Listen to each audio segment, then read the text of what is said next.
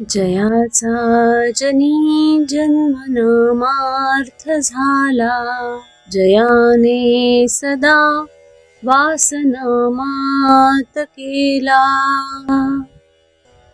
जयाच्या मुखी सर्वदा नाम कीर्ती, नमस्कार त्या ब्रह्म चैतन्य मूर्ती।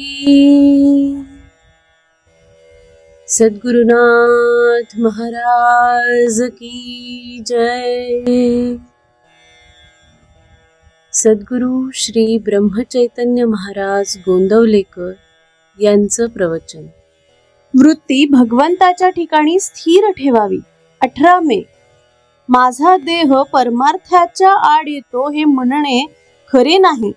तो मदत करतो किंवा आड येतो या दोन्हीत विशेष तथ्य मानू नये। माझी वृत्ती कुठे गुंतते ते पहावे। भगवत भजनात दिवस घालवावा असे वाटू लागले, पण संगत मिळाली खेळ खेळणाऱ्याची, तेव्हा त्याचे मन कशाला मोडा असे म्हणून खेळ खेळू लागला।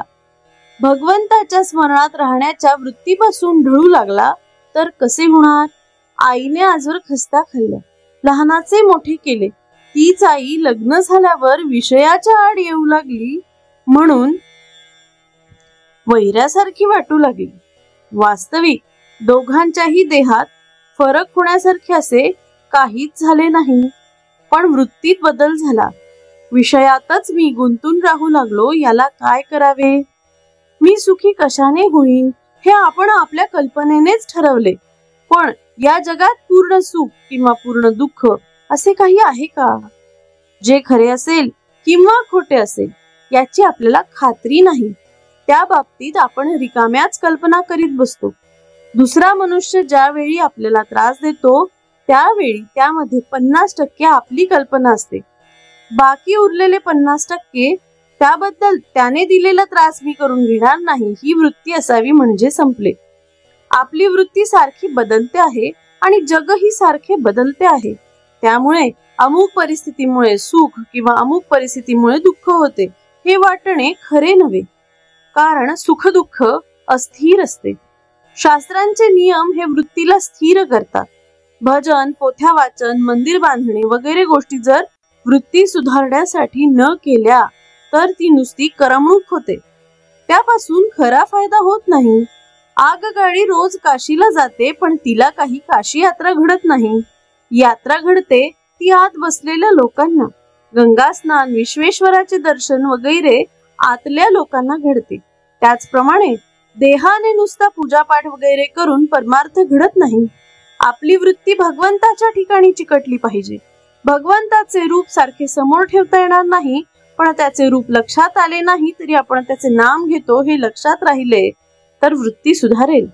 आपल्या डोळ्यात अगदी बारीक कण गेला तरी तो खुपतो, त्याही पेक्षा वृत्ती सूक्ष्म असते, ती भगवंताला कळते, म्हणजे त्याच्यापाशी लबाडी चालत नाही। विषयाचा भोग आला असता जो त्यामध्येच गुंतत नाही, त्याच्यावर भगवंताची खरी कृपा झाली असे समजावे। भगवंतापासून वेगळे न राहणे, त्याचे विस्मरण न होऊ देणे, त्याच्या स्मरणात राहणे, त्याच्या नामात राहणे, यात खरे समाधान, शांती आणि सुख आहे। वृत्ती स्थिर होणे, शांत होणे याचे नाव समाधान, आणि भगवंताकडेच वृत्ती सारखी राहणे याचे नाव समाधी। वृत्ती स्थिर होणे, शांत होणे याचे नाव समाधान, आणि भगवंताकडेच वृत्ती सारखे राहणे याचे नाव समाधी होय। श्री अनंत कोटी ब्रह्मांड नायक राजाधिराज सच्चिदानंद सद्गुरु श्री ब्रह्मचैतन्य महाराज की जय। श्री ब्रह्मानंद गुरु महाराज की जय। जय जय रघुवीर समर्थ।